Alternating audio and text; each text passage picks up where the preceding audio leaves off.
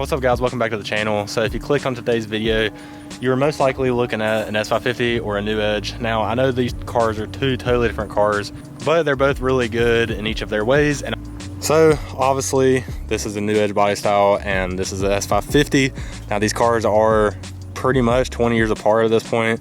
Now he did just buy this car, so there's not anything done to it. It did come with a resonator delete and a catback, and that's pretty much it. Obviously, if you look at my car, you can tell it's got tons and tons of stuff done to it. So if we start off with the S550 platform, these did come from 2015 to 2023. Now in 2015 to 2017, you have the Gen 2 Coyotes, which do look a lot different. And these are the Gen 3s, which is a 2018 to 23. Now this one specifically is a 2019. And this car actually is pretty much fully optioned, except it's not a premium. Now, he didn't really care for the leather or anything, but he did end up getting the base. But the good thing is that he got a really good spec because it still has an entertainment package and it's a track pack, so it does come with the wheels, the gears, and all that other stuff. And like I said, these cars, since they are newer, they have a lot of different factory options that you can do whenever you're building the car. Like I said, this one is specifically a base, but everything else is pretty much fully optioned. Now you can get the bare bones, you can get everything, you can get a security package. I mean, it literally goes on, and the newer these cars get, the more and more stuff that you can add. Other thing on the interior is just, you can either have like cloth, you can have leather, or you can even find the Recaros, which are extremely rare, and those do come in leather also. Every single car from 2015 and up did come with an IRS, which is independent rear suspension. Obviously you got like my car and then the S97s. The only other car that came with an IRS is the Cobra, the 0304. Now everybody knows that that car is really good, but there was still a lot of people that switched it back to a straight axle. Now IRS is really good for a lot of different things. It does handle better and it is kind of smoother a little bit, but a lot of people still dislike them compared to the straight axle. The S550 platform does come with 3 different options for the transmissions. Now, every single manual car is an MT82, and then you do have the 2015 to 2017 has a 6R80 transmission, which is automatic, and then the 18 ups has a 10R80, and then if you get like, obviously if you go into the GT350s or even the Mach 1s, then it can come with a Tremec. Now these cars, depending on what options you get and everything, you can find a really clean one with decent miles for anywhere between $22,000 all the way up to around $40,000. But the reason these cars are so expensive is because of how new they are. They're really good cars. They can hold a lot of power if you're trying to boost them. I mean, there's a reason that pretty much a lot of fast cars that you see are Coyotes, and you can make a lot of power on the stock blocks. Now, if you come over to the New Edges, these did come in the years of 99 to 04. Mine specifically is an 01. You don't have as many options as the newer cars. You really either have base and premium, and the only difference is leather or cloth seats. Now, mine is technically a fully optioned car from 01, but I mean, it's got the leather seats and it did come with the Mach audio system, but that's pretty much it. Obviously, you can tell my interior looks a whole lot different than what it did come from factory. I've added plenty of stuff like steering wheel, pedals, shift knob, just a bunch of different stuff that makes it look a whole lot better. These cars came with either a 2-valve or a 4-valve. Now your 99 to 01 Cobras, they were the 4-valve, they were naturally aspirated. And then you had your Mach 1s, that was also a 4-valve. But then if you went into the 0304 Cobras, that's where you still had the 4-valve, but it was boosted, had the supercharger on it. Now mine specifically is a 2-valve, and a lot of people like these cars, but they don't, because they're really good cars, they sound good, and they look good, but they go absolutely nowhere.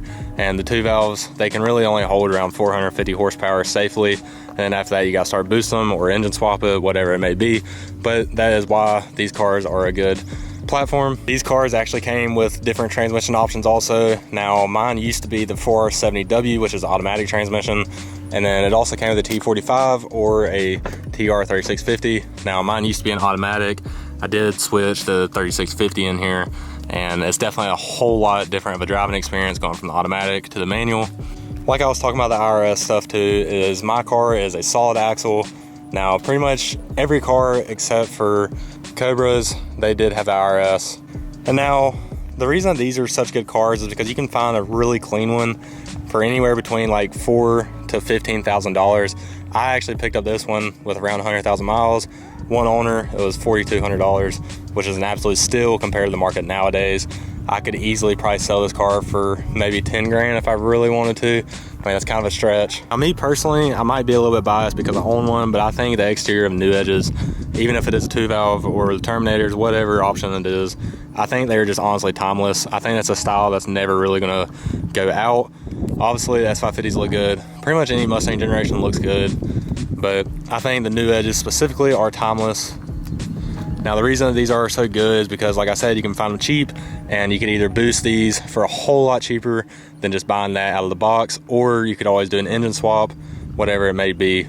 Say you did do an engine swap, say you put the motor out of that car into this one, you could have a really fast car for really cheap, and I would say you could do a Coyote swap and even stretch it as far as boost, and you could do that car for about 20 grand on the cheap side, and that's still way cheaper than what that thing cost, and you would have an extremely fast car, especially because these weigh a little bit less than those. Obviously, since it's 20 years difference and those are a little bit bulkier, have a lot more different options, a bigger motor. Like I said, the exterior is timeless, but the interior, not so much. Like I said, this is pretty much all it comes with. And even with the 0304 Cobras, the only difference is it came with some really nice seats that was like kind of suede. And other than that, that's pretty much it. Different gauge clusters, and these pedals didn't come factory. I did put those in, but they did come factory on like the Mach 1s and Cobras and maybe the Bullets too. Not exactly sure. Like I said though, these can be really good project cars because they are cheap and you can do a lot of stuff to it for a lot less money than what you would buy this out of the box. Now obviously it's not gonna be as comfy, it's not gonna probably be as nice or anything driving around, but if you're just looking for just solely just a project car to make fast, say you want a drift car or a drag car, whatever it may be, these are light, they're good options. But if you're looking at maybe being able to travel a little bit, and then you could also have a really fast car that could still be a daily and you'd really have no issues, a really reliable motor, then this would be a really good option for you. Obviously you can tell 20 years does do a whole lot of a difference between the two cars, but right now I am going to take you for a little ride around the parking lot because I don't really feel like going out on the main road, but just that you can hear what the car sounds like and you can kind of get a feel. Now I will say the New Edge, they're a whole lot smaller, so if you are a bigger guy, like I'm not the smallest guy, but I can still fit in here comfortably. Now would I want to be in here forever and go on hours and hours and hours long trips? Not necessarily. This would probably be more up your alley if you're looking to do that. I guess we're going to go and start these cars and take you for a little ride. So obviously these cars are going to be a lot harder to drive because they are cable driven. The newer car does have a hydraulic clutch, so it's a lot easier and more forgiving. And on top of that, the transmissions, they are a lot more notchy, I guess, if you want to say that, because it's a car from the early 2000s, so it's going to be a little bit different. But these cars, I mean, a lot of people would argue they sound a lot better than the Coyotes. On my car, I have an off-road X-pipe with boreless Stinger catback, and that's all. And I mean, I think it sounds crazy good for what it is.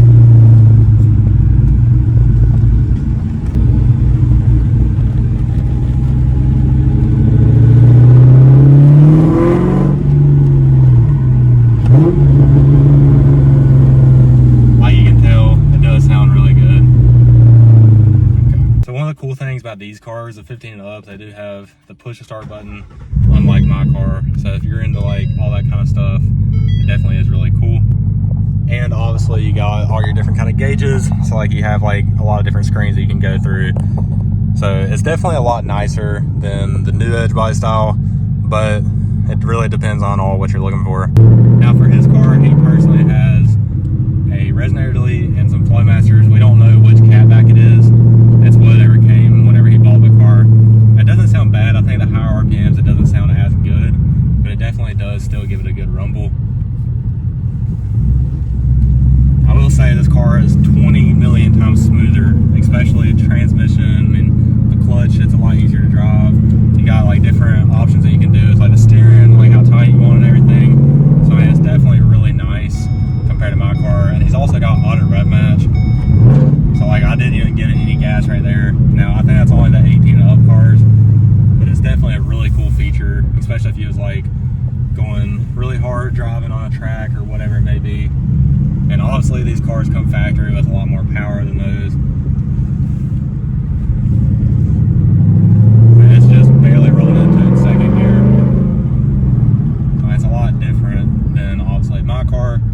and I mean, you can just tell the Brembos too on this car is insane, because I was fully expecting it to be in my car and I stopped way shorter. It really all comes down to what you want and what you're looking out of a car. Now, I think either option you'll be really happy. If you're looking for that nice, comfy, smooth car, obviously anything newer is going to be probably more up your alley.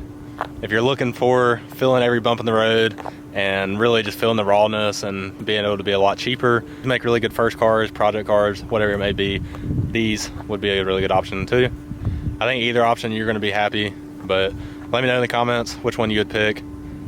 I'm not going to lie, I mean, I've been really having that Coyote itch, so that one's really nice to me, but who knows, maybe I'll add a Coyote pretty soon with that car. But anyways, thank you guys for watching. Make sure to subscribe, leave a like, helps me out a ton, and I guess I'll catch you guys on the next one.